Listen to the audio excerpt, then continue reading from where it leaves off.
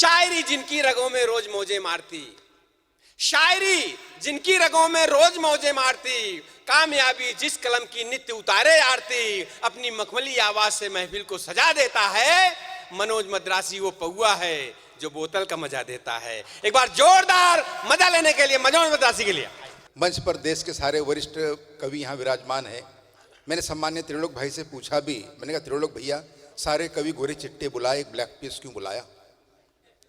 तो त्रिलोक भाई ने कारण बताया। बोले मद्रासी जी बात ऐसी है, बचपन में माँ अपने बच्चों को काला टीका लगाती ताकि बच्चों को किसी की नजर ना लगे। मैंने कहा उससे मेरा क्या संबंध? बोले हम भी चाहते थे आज के कार्यक्रम को किसी की नजर ना लगे, इसलिए तुम्हें बुलाया है। क्या बात है, बहुत बढ़िया, बहुत अच्छे। मैं भी चाहूंगा इस संस्था को और जितने भी सभी आप यहाँ बैठे हैं और पूरी मुंबई को किसी की नजर ना लगे, आप सभी दिन दोगुनी रात चौगुनी तरक्की करें और खूब नाम कमाए। पर आप सभी बुद्धिमान यहाँ बैठे हैं, इतिहास के पन्ने पलट के देखना, जो लोग दिखने में काले हैं उन्होंने बहुत नाम कमाया। Kofi Annan, Nelson Mandela, Barack Obama, Abdul Kalam, Manoj Madrasi. अच्छा है, बहुत बढ़िया। तालियां आपकी अपनी है, जहां अच्छा लगे वहीं बजाना। हंसी आपकी अपनी है, जहां अच्छा लगे वहीं हंसना। आप कोई नवजोत सिंह सिद्धू तो हो नहीं जो किसी बात पर हंसे। भगवान आपको जीवन में बहुत हंसाए, मगर दो लोगों की हंसी से हमेशा बचाए। एक अर्चना पूरन सिंह, दूसरा राहुल महाजन। वाह। सबसे अच्छी हंसी वो होती है जो मन के भीतर से निकल कर आती है। अभी मैं काव्या मिश्रा जी की पास में बैठा था तो मुझसे पूछ रही थी बहुत मायूस दिख रहे हो, बात क्या है? मैंने कहा काव्या जी लंबी यात्रा तय करके आया हूँ, मुझे अच्छा नहीं लग रहा। तो एकदम मेरे करीब आके बैठ गई। बोले आप कैसे लग रहा? वाह। मैंने कहा काव्या जी आप मेरे करीब आके बैठी तो मुझे ऐसे लगा जैसे कश्मीर खुद चल के केरल के पास आ गया। बहुत अच्छे, बहुत बढ़िया, क्या बात है। हंसी अपने आसपास बिखरी पड़ी है, हम इसलिए नहीं हंस पाते क्योंकि समस्या उससे ज्यादा बड़ी है जी। समस्याओं से बाहर आके इस कार्यक्रम को सुने। आनंद ले मैं पंक्तियां पढ़ता हूं कि रमेश कक्षा में देरी से आया, होमवर्क भी करके नहीं लाया, आते ही सो गया। अध्यापक बोले बेटा क्या हो गया? इस कदर कक्षा में देरी से आओगे भविष्य में कुछ भी नहीं बन पाओगे। तो रमेश बोला गुरुजी सुनो जन की, करो मन की, ऐसे हमारे बुजुर्ग बतलाते थे। अमेरिका में जब वर्ल्ड ट्रेड सेंटर गिरा तो वही लोग बचे जो देरी से ऑफिस आते थे। बहुत अच्छे, बहुत बढ़िया, वाह। कि पिताजी अपने बेटे को आदर्श बालक होने के गुण सिखला रहे थे। अपनी छोटी उम्र में कौन कौन क्या क्या कर गया यह बतला रहे थे। पिताजी ने कहा बेटा तेरी उम्र में संत ज्ञानेश्वर महाराज ने ज्ञानेश्वरी लिख डाली, तेरी उम्र में सम्राट अकबर ने राजगद्दी संभाली, और तेरी उम्र में शिवाजी महाराज ने तोरणगढ़ किला जीता और दुश्मनों की ओर बढ़ गए थे। लड़का बोला पिताजी भगत सिंह आपके उम्र के थे तो फांसी पे चढ़ गए थे। बहुत अच्छे, बहुत बढ़िया। कवि अपनी कल्पनाओं से पंक्तियां ढूंढता है, हास्य ढूंढता है। आनंद ले कि होली के दिन 8-10 बैल मिलकर अंग्रेजी फिल्मों के पोस्टर खा रहे थे। हाँ। मैं इस मंच का पहला कवि हूं और आप सभी जानते हैं परिवार में जब पहला बच्चा जब आता है तो खुशियां लेके आता है, गम के बादल नहीं जी। मैं आपके बीच खुशियां परोसने का प्रयास करूंगा कि होली के दिन 8-10 बैल मिलकर अंग्रेजी फिल्मों के पोस्टर खा रहे थे। यह दृश्य देखकर नन्हे नन्हे बछड़े ललचा रहे थे। थोड़ी देर पश्चात मैंने एक बैल से पूछा सारे के सारे पोस्टर खा लिए, बछड़ों को नहीं दिए? तो बैल गुस्से से बोला उस पर तो लिखा था केवल वयस्कों के लिए। वाह वाह। उस पर तो लिखा था केवल वयस्कों के लिए कि घूमने और फिरने के अपन भी है आशिक। कुंभ के मेले में मैं गया था नासिक, एक साधु बाबा मेरे पास आए, मुझसे बोले मद्रासी तू उदास है, मुझे है पता, कोई समस्या हो तो बता। मैंने कहा बाबा ऐसा कोई उपाय बताइए जिससे पति पत्नी में ना झगड़ा होना टंटा। बाबा बोले बेटा यह सब मालूम होता तो मैं साधु क्यों बनता? बहुत अच्छे, बहुत बढ़िया। यह सब मालूम होता तो मैं साधु क्यों बनता? क्या वो अनुभव मेरे लिए बिल्कुल नया था। मैं पहली बार शिरडी साईं बाबा के चरणों में गया था। मैंने बाबा के चरणों में 10 रुपए का नारियल और 10 रुपए का फूलों का हार चढ़ाया और अपना मांग पत्र बाबा के आगे बढ़ाया। ने कहे शिरडी के साईं बाबा मेरी लॉटरी लगा दो, मुझे अच्छी सी नौकरी पे लगा दो, मेरे लिए प्यारा सा बंगला बना दो और एक सुंदर सी लुगाई। तो बाबा के मूर्ति में से आवाज आई बोले इतना ज्यादा मांगने वालों का मुझे बहुत गुस्सा आता है। मद्रासी, तू 20 रुपए के रिचार्ज में पूरी एयरटेल कंपनी खरीदना चाहता। बहुत बढ़िया, बहुत बढ़िया, वाह।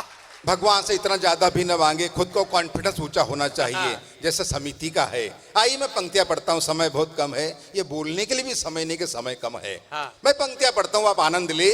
जैसा दिखता आदमी वैसा होता नहीं है बाबूजी। हाँ। मैं एक दोस्त के घर गया होली के दिन, तो उसका लड़का सामने आया, बोले अंकल हैप्पी होली, पानी पियो। मैंने कहा बेटा तेरा नाम क्या है? बोले अंकुश।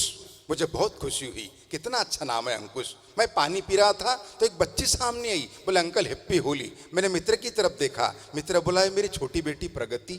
मैंने कहा गजब कर रहा है, तू पहला आदमी है जो अंकुश के बाद प्रगति कर रहा है। अच्छा है, अच्छा है, वाह, बढ़िया है। मैंने कहा गजब कर रहा है, तू पहला आदमी है जो अंकुश के बाद प्रगति कर रहा है। आदरणीय कमिश्नर साहब, मेरा एक दोस्त डॉक्टर है, एक वकील है, हम तीनों साथ में बैठे थे। मेरे डॉक्टर दोस्त ने अनायास ही कह दिया, बोले हम डॉक्टर है, सफेद कोट पहनते, कितने अच्छे दिखते, तुम वकील हो, काले कोट क्यों पहनते? मेरा वकील मित्र नाराज हो गया, वह बोला हम काले कोट थोड़ी पहनते, हमारे कोट भी पहले सफेद थे, वो तो हमारे कारनामे देखकर। क्या बात है, बहुत बढ़िया। जैसा दिखता वैसा होता नहीं है। सम्माननीय सुरेश मिश्रा जी ने बाबा के बारे में बहुत बात की, मगर सभी बाबा बुरे नहीं होते। एक बाबा तो बेचारे बहुत अच्छे हैं, जिन्होंने सभी से कहा योग करो, योग करो, योग करो। हम सब लोग योग करने में लग गए, बाबा उद्योग करने में लग गए। वाह वाह। जैसा दिखता वैसा होता नहीं बाबूजी। इस देश में कई बार कहा भी गया है कि दिल से दिल मिलना चाहिए, मगर मेरी व्यक्तिगत धारणा यह है कि दिल से दिल मिले ना मिले, विचारों का मिलना बहुत जरूरी है। जी जी। मेरा एक दोस्त है सम्माननीय कमिश्नर साहब, उसने कसम खाया था कि जिंदगी में कभी शादी नहीं करूंगा। एक वैचारिक मंच है, बड़े अच्छे सुनने वाले हैं, हमारा दायित्व बनते अच्छी कविता सुनाए। मेरा एक दोस्त है, उसने कसम खाया कि जिंदगी में कभी शादी नहीं करूंगा। मेरे एक दिन मैंने देखा एक सुंदर सी महिला के साथ जा रहा था, मैंने उसकी तरफ देखा, इसके पहले कि मैं कुछ बोलूं उसने ही कहा ये तेरी भाभी है पगले। अच्छा है। मैंने कहा तूने तो कसम खाया था कभी शादी नहीं करूंगा। बोले हो, इसने भी कसम खाई थी कभी शादी नहीं करूंगी, दोनों के विचार मिले, फिर हमने शादी कर लिए। वाह, बहुत बढ़िया। विचारों का मिलना बहुत जरूरी है। मैंने उससे कहा कितने साल हुए शादी को? बोले 3 साल हो गए। मैंने कहा बाल बच्चे? बोले बिल्कुल नहीं है। मैंने कहा क्यों? बोले विचार नहीं मिल रहे।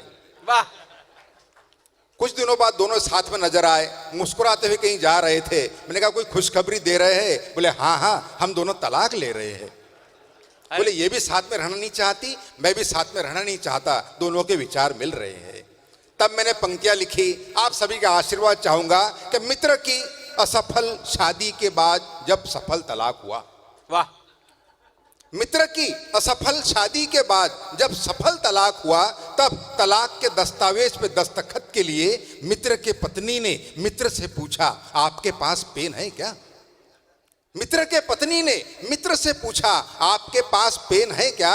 मित्र बिगड़ते हुए बोला बिछड़ते हुए भी तुमने किन शब्दों को छुआ है, अब पेन की क्या कमी है, सारा पेन तो तुम्हारा ही दिया। बहुत अच्छे मनोज, बहुत बढ़िया, बढ़िया व्यंग। अब पेन की क्या कमी है, सारा पेन तो तुम्हारा ही दिया हुआ है। जैसा दिखता वैसा होता नहीं है सर। तब मैंने अच्छी पंक्तियां लिखी है।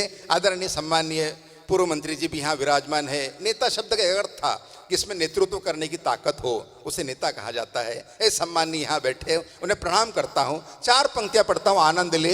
के दारूबंदी पर मंत्री जी का भाषण अन्यथा ना ले, जैसा बाबूजी ने कहा था, हंसी के लिए पंक्तियां पढ़ रहा हूं कि दारूबंदी पर मंत्री जी का भाषण। भाषण के बाद कुछ कार्यकर्ता मंत्री जी के पास आए, बोले सर आपने दारूबंदी पर अच्छा भाषण दिया है, जनता का दिल जीत लिया है। तो मंत्री जी हंसकर पीए से बोले देखा मैं जनता की नस टटोल लेता हूं, सच बात तो ये है पीकर भी अच्छा बोल लेता हूं। बहुत बढ़िया, बहुत अच्छे। हंसी आपकी है, ठहाके आपके हैं, आनंद ले। जैसा दिखता वैसा होता नहीं बाबूजी। तब मैंने पंक्तियां लिखी है, आनंद की पंक्तियां पढ़ता हूं। बड़े बुद्धिजीवी यहाँ विराजमान है कि अखबार में विज्ञापन छपा था, अखबार में विज्ञापन छपा था कि आप तनावग्रस्त है। अखबार में विज्ञापन छपा था कि आप तनावग्रस्त है, 100% गारंटी, तनाव से मुक्ति पाइए, हमारे शिविर में आइए। मैं शिविर में पहुंचा, काफी भीड़ थी। एक आदमी कुर्सी पर बैठकर कुछ लिख रहा था, मगर तनाव में दिख रहा था। मैंने पड़ोसी से कहा उसे देखिए शिविर में आकर भी कितने तनाव में दिखता है। पड़ोसी ने कहा धीरे बोलिए, वही आज के वक्ता है। अच्छा है, बहुत बढ़िया। पड़ोसी ने कहा धीरे बोलिए, वही आज के वक्ता है। जहां वक्ता ही परेशान हो वहां आसपास से स्वस्थ हंसी ढूंढने का प्रयास करना चाहिए। मैं जिस क्षेत्र से आया हूं सम्माननीय मंत्री महोदय, वहां इस तरह के सांस्कृतिक कार्यक्रम होते नहीं। वहां तो जो भी कार्यक्रम होते सब नक्सलवादी करते। अच्छा अच्छा। मैं आपको बताना चाहूंगा सिंह साहब, मेरे दादाजी, मेरे पिताजी, मेरे बड़े भाई सभी पुलिस विभाग में है। हमारे खानदान में मैं अकेला कवि हूं। कभी कभी तो मेरे पिताजी मुझे गौर से देखते, आखिर गलती हुई कहां। अच्छा अच्छा है, बहुत बढ़िया। एक दिन मेरे पिताजी ने मुझसे कहा, बोले बेटा कवि सम्मेलन तो रात में रहते, दिन में पुलिस की नौकरी कर ले। मैंने कहा ठीक है पिताजी। मैं पुलिस के भर्ती में गया तो कमिश्नर साहब ने मुझे ऊपर से नीचे तक देखा और बोले क्यों रे मद्रासी, तेरे हाथ अगरबत्ती पैर मोमबत्ती, फिर भी तू होने आया पुलिस में भर्ती। तो मैंने कमिश्नर साहब से कहा, मैंने कहा साहब मेरा सिर्फ इतना है कहना, मैं तो ये बताने आया कि मेरे भरोसे पे मत रहना। अच्छा है। तो कमिश्नर साहब मुस्कुराए, एक कांस्टेबल को बुलाए, उसके हाथ से टेप लिया, मेरे छाती से लगाया, बोले मद्रासी छाती फुलाओ। मैं अपनी छाती फुलाई, बोले बताओ देश के लिए क्या कर सकते हो। मैंने कहा साहब मैं अपने देश के लिए अपने खून की आखिरी बूंद तक दे सकता हूँ। साहब खुश नहीं हुए, फिर टेप खींचा, थोड़े ऊपर लगाया, बोले मद्रासी छाती और फुलाओ। अपनी छाती और फुलाई, बोले अब बताओ देश के लिए क्या कर सकते हो। मैंने कहा साहब मैं अपने देश के लिए अपनी जान तक दे सकता हूं। साहब खुश नहीं हुए, फिर टेप खींचा, थोड़े ऊपर लगाया, बोले मद्रासी छाती और फुलाओ। मैं अपनी छाती और फुलाई, बोले चलो अब कोई ऐसी बात बोलो जिससे हमारी भी छाती फूल जाए। मैंने कहा साहब 2 लाख तक दे सकता हूं। अरे वाह वाह, बहुत बढ़िया। साहब ने तुरंत कहा सिलेक्ट। मगर मैंने सोचा 2 लाख रुपए देके किसी एक शहर के लिए जागने से अच्छा है मैं पूरे देश के लिए जागूं। बहुत बढ़िया मनोज, बहुत अच्छे। रात में 2-2 बजे पुलिस वाले गश्त पे जाते हैं सर। पिछले दिनों कोई कवि सम्मेलन नहीं मिल रहा था, मैं घर में एकांत में बैठा था। पिताजी ने कहा बेटा कोई कवि सम्मेलन नहीं है क्या। मैंने कहा पिताजी कवि सम्मेलन तो बहुत हो रहे और आज कोई बुला नहीं रहा। पिताजी जो थे बड़ा हौसला बढ़ाया मेरे पिताजी ने मेरा, बड़े बेटा जिंदगी में कभी निराश मत होना, हमारे साथ गश्त पे चल। रात में 12 बजे का समय था, मैं पुलिस की जीप में बैठा, मैंने एक मशीन देखी बाबूजी। मैंने कहा पिताजी ये मशीन काहे की है। बोले breath analyser drug and drive, ये मशीन बताती है कौन सा आदमी शराब पी के गाड़ी चला रहा है, कौन सा बिना पिए चला रहा है। बोले देख इसमें फूकने पे अगर हरा लाइट जले समझना बिना पिए चला रहा है, और फूकने पे लाल लाइट जले तो समझना पी के चला रहा है। मैं जीप में बैठा, चौराहे पर गाड़ी रोकी, उतने में हीरो होंडा पे 2 लड़के आए। पिताजी ने कांस्टेबल की तरफ देखा, कांस्टेबल ने मशीन निकाली, लड़कों से कहा फूको। लड़कों ने बारी बारी से फूका, हरा लाइट जला। बोले जाने दो। बाद में एक 4 व्हीलर गाड़ी आई, 4 व्यक्ति बैठे थे। पिताजी ने कांस्टेबल की तरफ देखा, कांस्टेबल ने मशीन निकाली, बोले फूको। चारों ने बारी बारी फूका, हरा लाइट जला। बोले जाने दो। मैंने कहा पिताजी मैं देखना चाहता हूँ ये लाल लाइट जलता कैसे। बोले बेटा थोड़ी देर रुक जा, कोई ना कोई आएगा तो बता देंगे। आदरणीय बाबूजी 15 मिनट हो गए कोई नहीं आया। मुझे परेशान होते देख पिताजी ने एक कांस्टेबल को बुलाया और कांस्टेबल से कहा, बोले तू ही फूक के बता दे लाल लाइट जलता कैसे। क्या बात है। हालांकि ये काम पिताजी भी कर सकते थे। जहां से कोई हंसी निकल के नहीं आती वहां से मैंने हंसी को ढूंढने का प्रयास किया है। आनंद की पंक्तियां ले, आनंद ले इस पूरे कवि सम्मेलन का कि रात में गश्त के दौरान, रात में गश्त के दौरान रास्ते में सो रहे कुत्ते को पुलिस वाले ने डंडे से मारा। कुत्ते ने गुर्रा के देखा और चुप हो गया बेचारा। मैंने कुत्ते से कहा अरे पुलिस वाले ने तुझे डंडे से मारा, क्या तेरे मन में उसे काटने के भाव नहीं जगे। कुत्ता बोला जगे, मगर पुलिस वाले के मुंह कौन लगे। अच्छा है, बहुत बढ़िया। कुत्ता बोला जगे मगर पुलिस वाले के मुंह कौन लगे। जैसे ही पुलिस की जीप बड़ी आगे, 2 चोर आ रहे थे भागे भागे। पुलिस वालों ने चोरों को पकड़ा, अपना हाथ दिखाया तगड़ा। थोड़ी देर बाद दोनों चोर मुस्कुराते हुए जाने लगे तो मैंने चोरों से कहा शर्म करो थोड़ा, चोरी करने के बावजूद पुलिस वालों ने तुमको छोड़ा। तो एक चोर बोला ऐसे ही थोड़ी छोड़ा, कुछ हमने छोड़ा तब कहीं जाके उन्होंने। बहुत अच्छे, बहुत बढ़िया। ऐसे ही थोड़ी छोड़ा, कुछ हमने छोड़ा तब कहीं जाके उन्होंने छोड़ा। और आइए देश के सारे श्रेष्ठ कवि यहाँ विराजमान है, सभी को आपको सुनना है। मगर किसी ने कहा भी है कि कोई तानसेन बड़ा नहीं होता, बड़ा होता है कानसेन जो तानसेन को सुनता है। जी। कवि बड़े नहीं होते, श्रोता बड़े होते हैं। श्रोता कवियों से ज्यादा बुद्धिमान होते हैं। ये बात मैं आपको सिद्ध करके बताता हूँ। 6 दिन पहले मैं इंदौर गया था, ऐसे ही समय कम बचा था। संचालक ने कहा बहुत कम पढ़ना, मैंने जल्दी जल्दी में कह दिया। मैंने कहा 4 पंक्तियां सुना रहा हूँ, चौथी पंक्ति पे आपकी तालियां चाहूंगा। एक श्रोता खड़े हुआ, बोले सर चौथी पंक्ति सुनाओ।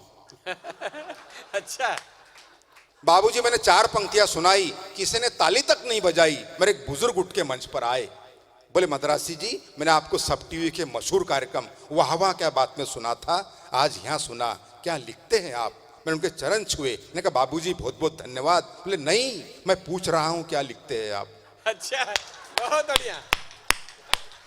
तब मैंने 4 पंक्तियां अच्छी लिखी है कि अस्पताल में फल वितरण के दौरान। इन पंक्तियों सम्मानीय पूजनीय स्वर्गीय तरुण सागर जी भी पढ़ते थे, वो पंक्तियां मेरी थी कि अस्पताल में फल वितरण के दौरान डॉक्टर ने कहा मरीज की तबीयत सुधरने की बजाय बिगड़ रही है साहब, कहीं कार्बाइड से कि सुनना दीदी। हाँ। मरीज की तबीयत सुधरने की बजाय बिगड़ रही है साहब, कहीं कार्बाइड से पके फल तो नहीं खिला रहे आप। वे बोले कमाल है, मैं अपना जन्मदिन मना रहा हूं, बाजार से लाकर ताजे फल खिला रहा हूं और मेरे जन्मदिन की खुशियां गम में बदल रही है कैसे। और मरीज से बोले क्यों रे, ताजे फल खाकर तेरी तबीयत बिगड़ रही है कैसे। तो मरीज ने हंसते हुए कहा बाबूजी आदमी मन के स्वभाव के सच्चे होना चाहिए, फल बाजार के नहीं, फल करनी के अच्छे होना चाहिए। बहुत बढ़िया फल करनी के अच्छे होना चाहिए। बहुत बढ़िया। आप सभी का सदैव आभारी रहूंगा। और जिस सब कविता के लिए सम्मान्य मेरे बड़े भाई सुरेश मिश्रा जी ने कहा था, उस कविता को पढ़ने का प्रयास करता हूं जहां इतने बुद्धिमान श्रोता बैठे हो जी। कैसे कैसे दिवस मनाने लगे हैं सर। तब मैंने एक कविता लिखी है, हालांकि मेरी मातृभाषा हिंदी नहीं है, मगर मुझे अच्छी तरीके से याद है 14 सितंबर हिंदी दिवस के दिन कुछ हिंदी के अधिकारी हमारे घर आए थे। उन्हें माता पिताजी से कहा, बोले हिंदी में आपका योगदान चाहिए। उनको हिंदी आती नहीं थी, उन्होंने मुझे सामने किया, बोले इसको लेके जाइए। विषय था अपने विचार कम शब्दों में किस तरह बोले। इस विषय पर एक विचारक स्वयं 2 घंटे तक बोले। अच्छा मैं ऐसा कुछ नहीं कहूंगा, 4-6 पंक्तियां पढ़ने का प्रयास कर रहा हूं। हम कैसे कैसे दिवस मनाने लगे हैं कि मदर्स डे के दिन एक महिला मदर टेरेसा के तस्वीर को निहार रही थी। मदर्स डे के दिन एक महिला मदर टेरेसा के तस्वीर को निहार रही थी। मैंने कहा माई शाम होने को आई, घर नहीं जाऊंगी। वह बोली घर, इस शब्द से ही मन कचोटता है, बहू खाने को नहीं देती, बेटा खाने को दौड़ता है। वाह वाह वाह, बहुत बढ़िया। आपकी कमजोर तालियों के लिए बहुत बहुत धन्यवाद। घर, इस शब्द से ही मन कचोटता है, बहू खाने को नहीं देती, बेटा खाने को दौड़ता है। तब मैंने 2 पंक्तियां लिखी है कि पत्नी अच्छी मिली तो घर सजा देती है। वाह। पत्नी अच्छी मिली तो घर सजा देती है, पत्नी अच्छी नहीं मिली तो पूरे घर को सजा देती है। अरे वाह वाह, बहुत बढ़िया मनोज। पत्नी अच्छी नहीं मिली तो पूरे घर को सजा देती है। कि पेरेंट्स डे के दिन एक लड़का अपने परिवार के साथ होटल में आया। यह दृश्य देखकर होटल के मालिक का मन भर आया। होटल के मालिक ने कहा बहुत अच्छे, भला आज के दौर में कहाँ मिलते हैं ऐसे बच्चे, बेटे होने का फर्ज निभाया है। पेरेंट्स डे के दिन माँ पिताजी को साथ में भोजन के लिए लाया है। आपका बच्चा आपसे करता कितना प्यार है। ये साक्षात आधुनिक श्रवण कुमार है, ये नूर नहीं कोई नूर है। लड़के ने कहा सेठ जी चुप रहिए, ये मेरे सास ससुर है। अच्छा बहुत बढ़िया। लड़के ने कहा चुप रहिए, ये मेरे सास ससुर है। कि जिस बालक के साथ हमने बाल दिवस मनाया, शाम को वही बालक हमारे पास आया। बोला अंकल आज मैंने पूरे 100 रुपए कमाया। मैंने कहा कहीं चोरी की? बोला नहीं नहीं, यह रुपए मैंने मेहनत से कमाए हैं। बाल मजदूरी अपराध है के पोस्टर पूरे शहर में लगाए। बहुत बढ़िया बहुत बढ़िया। बाल मजदूरी अपराध है के पोस्टर पूरे शहर में लगाए हैं। वहां से एक छोटी सी कविता ने जन्म लिया कि बाल दिवस के दिन प्रकाश नाम का एक बालक अंधियारे में खड़े होकर सब्जी बेच रहा था। वाह। बाल दिवस के दिन प्रकाश नाम का एक बालक अंधियारे में खड़े होकर सब्जी बेच रहा था। मैंने उस बालक से पूछा पालक है क्या? वह बोला भाई साहब अगर पालक होते तो मैं सब्जी क्यों बेचता। बहुत बढ़िया बहुत बढ़िया। अगर पालक होते तो मैं सब्जी क्यों बेचता?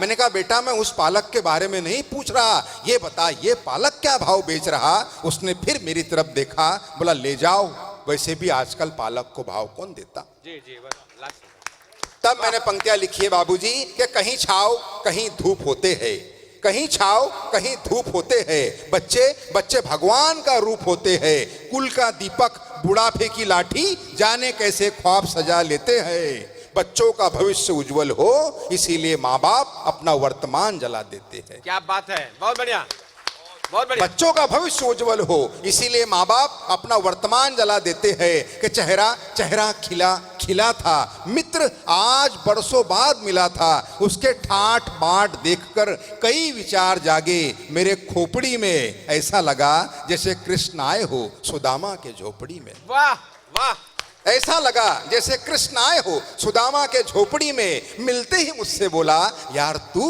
आ कभी, नजदीक ही मेरा बंगला है, गाड़ी है, नौकर चाकर है, विदेशी बैंकों में लॉकर है, सुंदर सी पत्नी है, फूल से बच्चे है, सारी बातें कह गया एक ही दम में। मैंने उससे पूछा माँ पिताजी कहाँ हैं? वह बोला वृद्धा आश्रम में।